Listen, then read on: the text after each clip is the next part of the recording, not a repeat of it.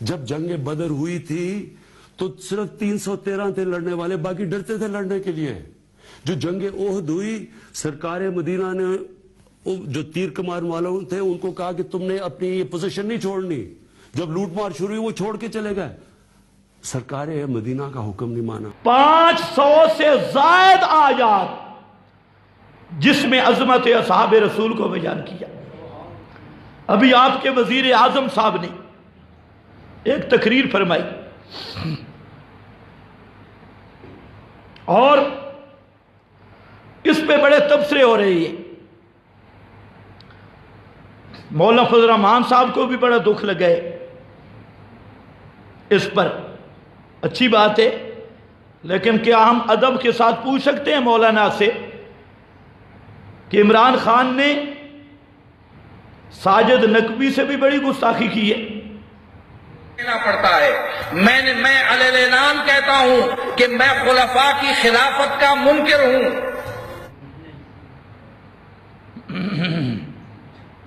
توجہ ہے؟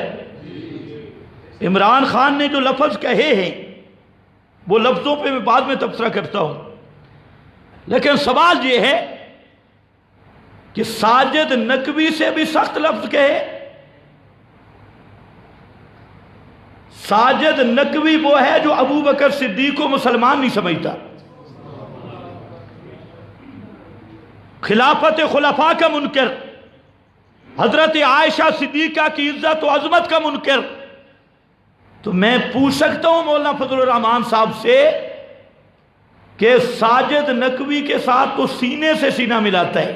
ہمارے عمائدین مخاطب ہوا چاہتے ہیں، میں دعوت سخن دے رہا ہوں ہمارے انتہائی محترم متحدہ مجلس عمل کے بہت اہم رہنما، ہمارے بزرگ اسلامی تحریک کے سربراہ علامہ ساجد علی نقوی صاحب۔ اور ان چند لفظوں پہ تجھے تکلیف ہوئی ہونی چاہیے، لیکن یہ دو رخی کیوں ہے؟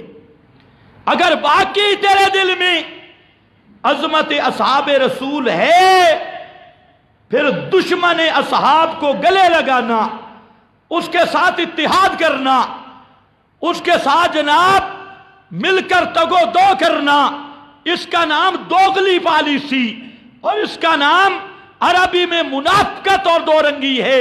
اگر عظمت صحابہ تیرے دل میں ہے تو جس دل میں عظمت صحابہ ہو وہ کبھی دشمن صحابہ کو برداشت نہیں کر سکتا۔ لیکن عظمت صحابہ بھی سیاست کے لیے کہ ادھر دو لفظوں پہ تبصرہ ہو رہا ہے مولانا کا، اور ادھر جو ہے پورا گروپ اصحاب رسول کا علل اعلان دشمن، اور جو واضح طور پہ بے ایمان کہتے ہیں میں خلافت نہیں مانتا، ابو بکر عمر عثمان کو نہیں مانتا، حضرت عائشہ کو نہیں مانتا، اور جس مذہب میں دن رات صحابہ پہ لعنت کرنا ثواب ہے، ان کو تو اپنے ساتھ میں لایا، انہی کے ساتھ کھانا، انہی کے ساتھ بیٹھنا، انہی کے ساتھ اٹھنا، انہی کے ساتھ سینہ سے سینہ ملانا۔ اور پھر ایک آدمی تھا وہ مسجد میں پیشاب کر رہا تھا، دوسرا ہے اس نے مسجد میں تھوکا، یہ جو پیشاب کر رہا تھا نا، اس نے کہا کاش میں اگر فارغ ہوتا نا تجھے بتاتا وہ مسجد کی بے ادبی کیسے کی جاتی ہے۔ تو مولانا سے ہمارا یہ سوال حق بنتا ہے یا نہیں؟ جی بولو۔ دوسرا ایک وہ لوگ ہیں جو عظمت صحابہ کے نام پہ سب کچھ کھا رہی ہے، ووٹ بھی عظمت صحابہ کے نام پہ، نوٹ بھی عظمت صحابہ کے نام پہ، اور پوری جماعت کا نام بھی عظمت صحابہ کے نام پہ، لیکن وہ بھی عمران خان کے اب تک اتحادی ہے۔ تو کم از کم حق بنتا ہے اگر واقعی تمہارے دل میں عظمت صحابہ ہے تو اب تو چھوڑ دو، صرف زبان سے مذمت کرنا کافی ہے۔ باقی تیسرا نمبر، عمران خان نے جو لفظ کہے وزیر اعظم صاحب نے، وہ بیچارہ ان پڑھ ہے، اس کو اسلام کا پتہ ہی نہیں، وہ اپنی جو موضوع سے رکھا وہ گستاخی کرنا نہیں چاہتا تھا، अपने नंबर बनाना चाहता था, लेकिन इल्म ही नहीं, पता ही नहीं, और उससे जो अल्फाज सादिर हुए वो इंतहाई काबिल मुजम्मत है। और वजीर आजम को इस पे गौर करके माफी मांगनी चाहिए। कहता है कुछ 313 बदर में आए बाकी डर गए। ये कौन डरे थे? 313 बदर में आए बाकी डर गए थे। कौन डरा था? मेरा ख्याल तो है, चलो सहाबा डर गए। वाह, कुरान कहते हैं अशिद्दा अलल कुफ्फार। अशिद्दा के 3 माने। एक माना यह है कि काफिर के मुकाबले में बलागा अशुद्दहु, अशिद्दा अलल कुफ्फार, काफिर से ना दबने वाले ना डरने वाले। कुरान कहते हैं असहाबे मोहम्मद काफिर से डर नहीं सकते। इसलिए वजीर आजम साहब कम अज कम मेहरबानी फरमाओ, कुछ ना कुछ दीन पढ़ो, बाद में ये तबसरे लगाओ। असहाबे पैगंबर डरने वाले नहीं। जो बदर में नहीं आ सके ना, बदर की लड़ाई भी नहीं पता। बदर की लड़ाई तो अचानक हुई, बाकायदा मंसूबाबंदी भी नहीं थी, और अचानक रास्ते पे यह प्रोग्राम बना। लंबा वाकया, लेकिन फिर भी याद रखो, जो सहाबा बदर से रह गए थे, तो जब बदर की लड़ाई हुई तो उन असहाबे रसूल ने तो मन्नतें मानी थी कि या अल्लाह अब एक मौका आए। हमें पता नहीं था बदर की लड़ाई का, और फिर वही सहाबा थे जिन्होंने अल्लाह के रसूल के सामने अर्ज की कि ओहद की लड़ाई हम मैदान में करेंगे, मदीने के अंदर नहीं करेंगे, बाहर मैदान जंग में निकलेंगे और आमने सामने लड़ेंगे। इसलिए ये लफ्ज कहना कि सहाबा डर गए थे, पहले नंबर तो एक बहुत बड़ा झूठ और कज़ब बयानी है, और दूसरा साहबे रसूल की तौहीन पर मबनी ये लफ्ज हैं। तो इसलिए वजीर आजम ने अगर नादानिस्ता तौर पे कहे हैं, हमारा मशवरा है उसी तरह टीवी पर आकर, मीडिया पे आकर आप माफी मांगे, वरना अगर माफी नहीं मांगेंगे तो फिर मकसद ये होगा कि तूने जानबूझकर ये बेईमानी की, गुस्ताखी की है, और जो सहाबा का गुस्ताख है उसको हम मुसलमान मानने के लिए तैयार नहीं है। दूसरा, उसने कहा कि बाद साहबा लूट मार, खुदा के बंदे लूट मार नहीं, माले गनीमत है। ये साहबा के लिए लूट मार का लफ्ज बोलना यह भी जिहालत की इंतहा, और वजीर आजम होने के साथ जाहिल आजम भी है। जाहिल आजम इतना बड़ा जाहिल कि माले गनीमत को लूट मार, ये वो लूट मार नहीं जो पीटीआई और नून लीग एक दूसरे पे करती है। ये सियासियों वाली लूट मार नहीं, ये वो माले मुतबर्रिक, माले गनीमत, जिसके मुतालिक मेरे रसूल ने फरमाया जो एला रिज़्क़ी ताहता रुम ही, अल्लाह ने मैं मोहम्मद मुस्तफ़ा का रिज़्क़ रखा है ताहता रुम ही, मेरे नेज़े की नोक के नीचे। ये जिहाद में हासिल होने वाला माल, ये माले गनीमत मुतबर्रिक माल है। एक दूसरा, वो जो तीर अंदाज थे उनकी इज्तिहादी खता थी, इज्तिहादी खता, और इज्तिहादी खता को कुरान ने 2 मकाम पे कसमें उठा के फरमाया, वलकद अफा अनकुम अफल्लाहु अनहुम, अल्लाह ने फरमाया वो मेरे नबी के सहाबा की इज्तिहादी खता थी, और मुझे अपने जात की कसम मैंने उसे माफ कर दी है। और खता से भी कोई गलत न समझे, खता भी सिर्फ ये थी कि अब जंग तो जीती जा चुकी है, यहां दर्रे पे रहना चाहिए या नहीं, इसमें इख्तिलाफ हुआ और इज्तिहादी मसला था।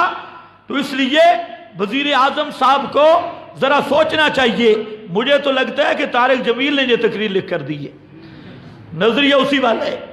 तो साहबा डरने वाले नहीं, साहबा तो वो है, मर्द तो मर्द, औरत अपने बेटों को तैयार कर रही है, बेवा औरत, حضرت خنسا اور بیٹوں کو تیار کر کے فرماتی ہیں میرے بیٹوں پہلا مسئلہ ہے کہ ایک بھی میرے گھر اب واپس نہ آنا، توحید کی خاطر میں بھیج رہی ہوں، سب نے میدان جنگ میں اپنی جانیں قربان کرنی ہے، اور ساتھ فرمایا میں سب کی میتوں کو دیکھوں گی، اگر کسی کی میت پر پشت کی جانب سے زخم ہوا تو قیامت کو بھی معاف نہیں کروں گی، قیامت کو بھی معاف نہیں کروں گی۔ چنانچہ جب وہ شہید ہوئے حضرت خنسا نے دیکھا کسی ایک بیٹے کی بھی پشت پہ زخم نہیں تھا، سب کے سینے پہ تھے۔ یہ صحابہ ڈرنے والے ہیں، صحابہ وہ ہیں حضرت ابو دجانہ پیغمبر کریم کی وہ ڈھال بن گئے، 70 کے قریب تیروں کو اپنی پشت پہ روکا اور نبی کریم علیہ السلام کے وجود کی حفاظت کی۔ یہ تو ہزاروں واقعات ہیں، اس لیے یہ جملہ وزیر اعظم کو بھی معافی مانگنی چاہیے، یہ ان کی حماقت اور جہالت کا شاخسانہ ہے۔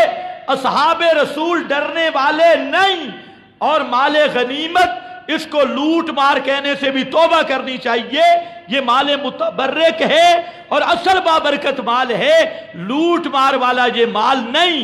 اور نمبر 3 تیسرے طور پہ ذرا سمجھنا، یہ بدر احد یا خندق احزاب کو نواز شریف اور عمران خان اپنی اپنی لڑائی پہ فٹ کریں، یہ فٹ کرنا یہ کفر ہے۔ بدر و احد کی جنگ خالص توحید کی حفاظت کے لیے تھی، شرک کے مقابلہ میں، اور عمران خان نواز شریف زرداری کی لڑائی خالص دنیا کے لیے، خالص کرسی کے لیے ہے، خالص انگریز کی وفاداری کے لیے ہے، خالص جمہوری مغربی جمہوریت کے دفاع کے لیے ہے۔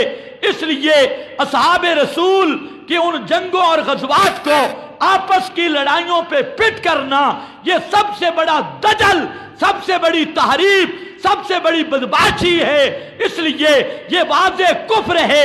اصحاب رسول لڑتے تھے توحید کی خاطر، دین محمدی کی خاطر اور دین الہی کی خاطر، اور آج یہ سیاسی جماعتوں کی لڑائی اقتدار کی خاطر، کرسی کی خاطر، مغربی غلامی کی خاطر، جمہوریت جیسی لونڈی کی خاطر۔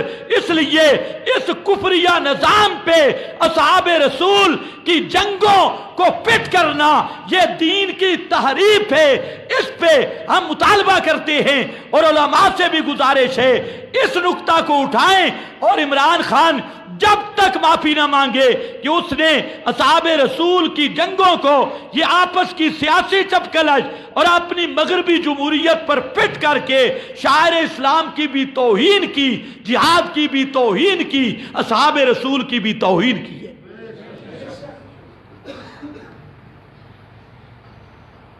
توجہ ہے؟ پھر آگے ریاست مدینہ، اب کتنا قوم کے ساتھ مذاق ہے اور اسلام کے ساتھ مذاق ہے۔ ریاست مدینہ والا امیر المومنین حضرت مولانا عمران خان، یہ امیر المومنین صاحب، امیر المومنین کو نماز کا پتہ نہیں، امیر المومنین نے پیچھے حج کیا وہ بھی دیکھیں، امیر المومنین کو ابھی تک توحید کا نہیں پتہ، کبھی پاک پتن پہ جھک رہا ہے۔ امیر المومنین کو تو بنیادی مسئلہ توحید کا نہیں پتہ، عظمت صحابہ کا پتہ نہیں، مال غنیمت کا پتہ نہیں، تو یہ ریاست مدینہ کا امیر المومنین ہوگا؟ تو ریاست مدینہ یہی ہے، اور ریاست مدینہ کی بنیاد خدا کی توحید ہے۔ پیغمبر کی ساری زندگی ریاست مدینہ کی بنیاد خدا کا قرآن، خدا کی توحید ہے۔ اگر تم ریاست مدینہ بنانا چاہتے ہو آج سے اعلان کر دو، سارے طاغوتی نظام قوانین ختم، اور آج کے بعد جیسے ہمارے آئین میں درج ہے پاکستان کا آئین کتاب و سنت ہوگا، نفاذ کتاب و سنت، اور جئی قرآن مقدس، جئی سنت محمد مصطفیٰ، جئی پاکستان کا نظام ہوگا، جئی آئین ہوگا۔ عدالتوں میں لاؤ قرآن، اسمبلیوں میں لاؤ قرآن، اور پورے ملک میں قرآن و سنت کا نظام نافذ کرو۔ یہ ریاست مدینہ ہے۔ غلامی انگریز کی کرتے ہو اور نام مدینے کا لیتے ہو۔ تو میں عرض یہ کر رہا تھا کہ اصحاب پیغمبر یہ ڈرنے والے بھی نہیں، اصحاب پیغمبر یہ بکنے والے بھی نہیں، اور اصحاب پیغمبر یہ وہ ہیں یہ لوٹ مار کرنے والے بھی نہیں۔ اصحاب پیغمبر یہ رب کی جماعت ہے، اور ایسی مقدس جماعت ہے جس پر آسمان کے نوری فرشتوں کو بھی رشک ہوتا ہے۔ تو پانچوں انعام اصحاب رسول کو حاصل ہے۔ آنا تو تھا قل هو اللہ احد۔ انشاءاللہ آئندہ جمعے پہ وآخر دعوانا ان الحمدللہ۔